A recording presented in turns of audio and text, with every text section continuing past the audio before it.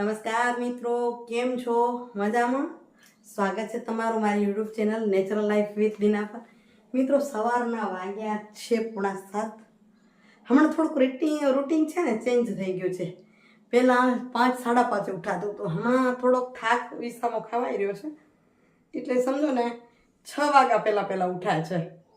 એટલે અહીં ભગવાનનું નામ લઈ રહ્યા છે તો હું પણ તમને કહી દઉં, જય લક્ષ્મીનારાયણ, જય સ્વામિનારાયણ, જય જીનેન્દ્ર, જય હાટકેશ, જય જલારામ, જય ઠાકરધાણી, હરિઓમ અને મહાદેવ હર. હમણાં મંદિરે નથી જતા, હજી બાબુને 40 દિવસ નથી થયા ત્યાં સુધી. 4 દિવસ હજી ઘટે, 4-5 દિવસ જ ઘટે છે. અહીં ભગવાનના દીવાબત્તી પણ ઘરમાં આમ નથી કરતા, એટલે ભગવાન પાસે દર્શન કરી લઈએ. અને રૂટીન ચૂણ આપવાનું, કીડિયાનું આપવાનું, માછલીને લોટ આપવાનું, એ બધું ચાલુ છે. જીવ માત્રને જમવા આપી દઈએ, બાકી મંદિરે નથી જતા. શું કામ ના જવાય મને ખબર નથી હો, પણ એમ કે 40 દિવસ ના જવાય તો ના જવાય. ચાલો વાસણ ગોઠવું. નાસ્તા માટેની તૈયારી નહીં, પણ શિરામણની તૈયારી કરીશ. રોટલા બનાવું, મોનું માટે કંઈક બનાવું અને દિવસની શરૂઆત કરતી જાઉં. તો મિત્રો 8 વાગ્યા. અહીં અમારે સવાર નાસ્તો તો ન હોય, શિરામણ જ હોય, પણ આજે થોડુંક અલગ કર્યું હોય. અમને શું બપોરે જમી બીજું થઈ જાય, સાહેબને બપોરે જમવાનું ઘણું હોતું નથી, એટલે આજે બનાવ્યા છે મેં જીરા રાઈસ સાથે દાળ ફ્રાય અને રોટલી બચી હતી એને વેસ્ટ ન જવા દેવાય ને, એટલે એનો બનાવ્યો છે લાડવો. રોટલીનો મીઠો લાડવો. કેટલાને ભાવે કમેન્ટ કરજો, મને તો બહુ ગમે હો. કેળા, છાશ, દહીં અને રોટલી.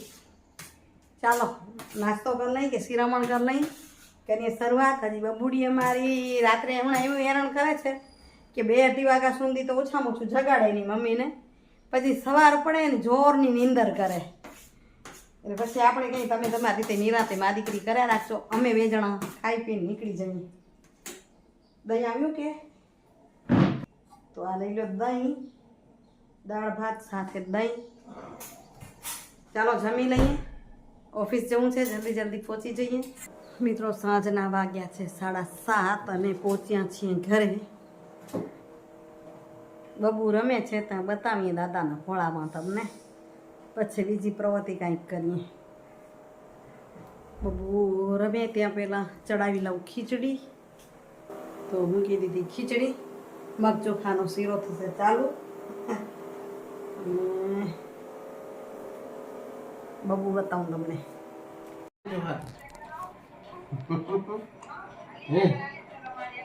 આવી ગયો અને મારે તમે ચાલે હવાર ના કે ના ચાલે જો કઈ કાઢી નાના ઉપર ભેગા કઈ કા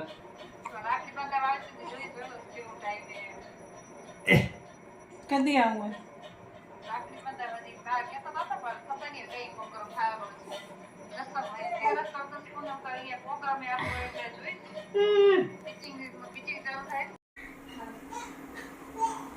ખીચડી બની ગઈ. બનાવી બાજરાના બિસ્કિટ. શું કે બિસ્કિટ કે પીઝા? બાજરાના લોટના હેલ્ધી પીઝા છે આપણા.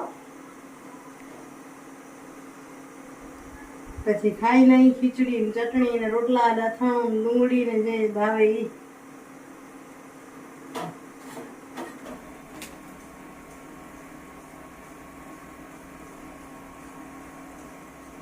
જો રોટલો તૂટી જાય તો જરાક પાણી લઈને રોટલો સાંધી શકાય. એ ધ્યાન રાખવું પડે. પછી એ ધ્યાન રાખવું પડે કે આમ હવા ન ભરાય. જો આમ હવા ભરાઈ તો કાઢવી જોઈએ, તો રોટલો સરસ ફૂલે. જો મસ્ત ફૂલેલા આના પર આવશે મખણ. આવી જાવ, માખણ ને રોટલો ખાવો હોય જેને પણ તે.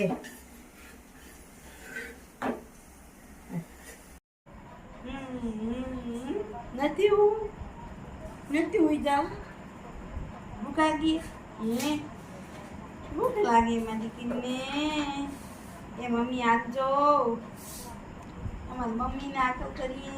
મારી દીકરી નથી હોઈ જાવ. તે ખેલો વેલા રોવાય નહીં બધી. ખેલો રમો.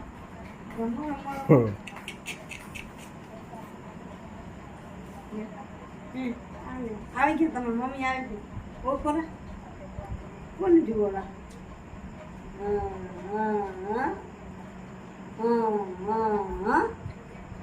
ઈલા ઈલા ઈલા જો મૈયા આવો લક્ષ્મીજી કોણ જીજો તું ખાવા ખાપેનું બધી જ રહેશે જડી કેમ બસ અહીંયા ઓળખ જે બોલા મને ઓળખી જ નહીં અહીંયા ઓ હવે ચાલીને વિચારી પણ જોતી નથી એમ છે એમ તાજી હમણાં અમે બરાબર હતી એમ તા આટલું છૂટ એવું જ રમે હમ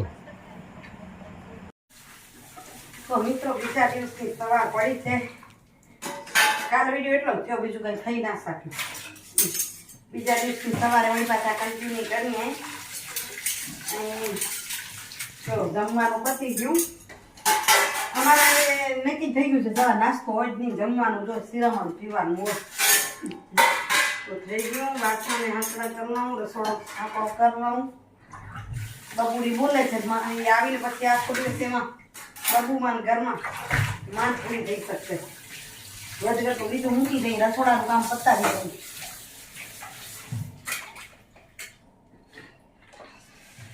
એને ગરમ ગરમ જોઈશે એ બનાવશે એટલે તો બધા મિક્સર તૈયાર કરીને એટલે રાખવું શીરાનું મિક્સર તૈયાર ને માતરનું મિક્સર તૈયાર ને એટલા માટે તાજે તાજું બનાવી શકે એટલા માટે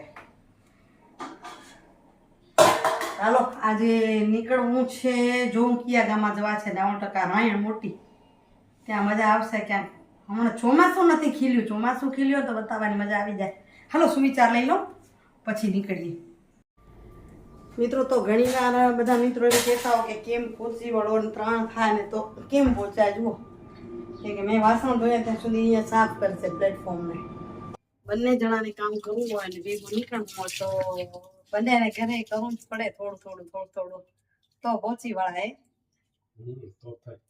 અમે એટલે ભાગ્યવાન છીએ કિસ્મત વાળા છીએ લગભગ પુરુષો એમ કહેતા હોય અમારું કામ નથી મને ના આવડે મને ન ઉકલે અને ઘણી બધી બહેનો એમ કે હવડું હોય ઈશ્વરભાઈ ને ઉકલેરું અમારા તો કઈ કરે નહીં સંજોગ અને પરિસ્થિતિ કરાવે માણસને અને કરવું પણ જોઈએ સંજોગોની જરૂરી નથી ઉકલે નહીં તો કોઈ શીખીને તો કોઈ જન્મતું નથી ઈચ્છા શક્તિ એક મોટી વાત છે મનની ઈચ્છા શક્તિ હોય કે હું મદદગાર થઈશ તો થઈ શકે ચાલો હવે લઈ લઈએ આપણે સુવિચાર કારણ કે વાગ્યા છે 8:15 8:30 પોણા 9 નીકળી જઈએ સાહેબને 9 વાગે સાઈડે પહોંચી જવું હોય એટલે તો મિત્રો આજના સુવિચારની વાત કરું તો હમણાં જો કામની વાત કરતી હતી મદદ કરવાની વાત કરતી હતી અહીં ઘરની હોય કે બહારની હોય પણ મદદરૂપ કોણ થાય છે એ આપણે જોવાનું રહ્યું માણસને હંમેશા આજના સુવિચારની વાત કરું તો એવું છે કે માણસને હંમેશા પૈસાથી કે હોદાથી મોટો ન ગણી શકાય પણ એ માણસ ખરા સમયે મુશ્કેલીના સમયે તમને મદદરૂપ થયો હોય એ માણસ તમારા માટે મોટો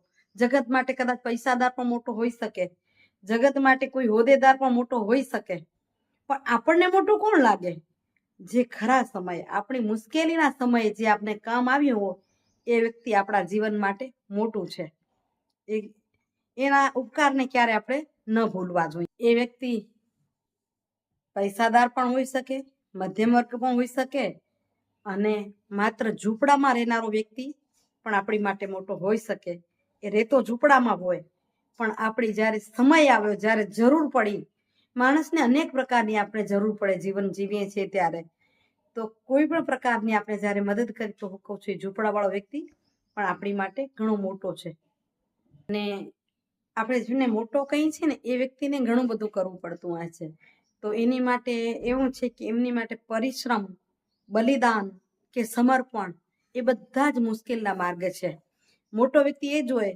કે કાં પરિશ્રમ કરી શકે કાં બલિદાન આપી શકે ધન સંપત્તિનું કે જીવનનું કે કાંઈ પણ પ્રકારે કોઈ બલિદાન આપે અને કાંઈ પણ સમર્પિત કરી દે સમર્પણ કરવું આ 3 વસ્તુ કરવી ને એના પર ચાલવું એક મુશ્કેલ માર્ગ છે ને અને એ મુશ્કેલ માર્ગ વ્યક્તિને મહાનતાના શિખરો પર લઈ જાય છે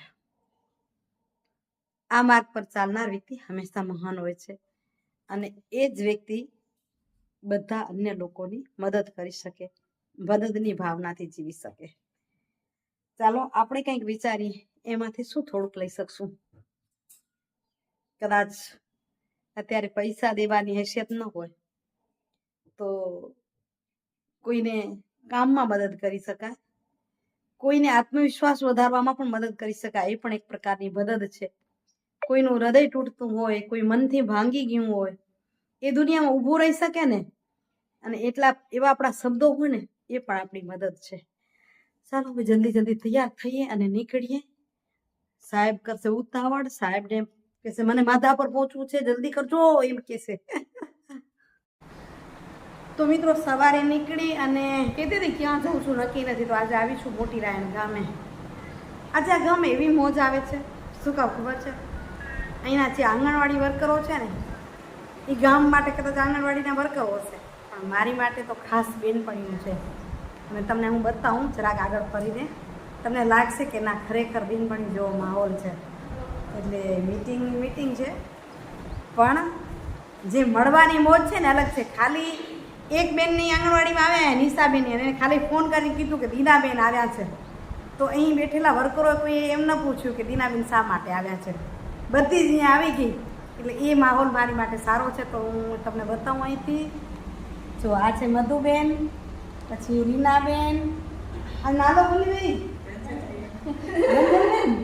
કંચનબેન, કચબાનુબેન, હંસાબેન, ઉપર હવે આપે આમ ફરાવી. હા, તમારું નામ દો. ગીતાબેન. અને બાજુમાં છે નિશાબેન, બાજુમાં છે રિફત, કિશોરી તરીકે કામ કરે છે ને. આ તો શબનમ, એ અમારી સખી છે કેવીએસથી. તો અહીં સરસ મજાનો માહોલ જમાવી કામની વાતો કરી છે, પણ મોડું એવું છે કે પણ કામ સાથે સાથે જે લાગણી વેચી છે ને એ મોટી વાત છે. તો ઘણી બધી બહેનો અને ઘણા બધા મારા બ્લોગ જોનારા પૂછે છે બેન તમે શેની નોકરી કરો છો? તો આમ જુઓ તો વાતો કરવાની જ નોકરી કરું છું આ લોકો સાથે. દરેક ગામ હાથ કામ કરવાનું, કોઈક જાગે અને સરકારી હક માગે એટલું જ કામ આપણું. તો મિત્રો પહોંચી આવ્યા છીએ ઘરે. ફિલ્ડમાંથી આવીને થોડું કામ પતાવી લીધું.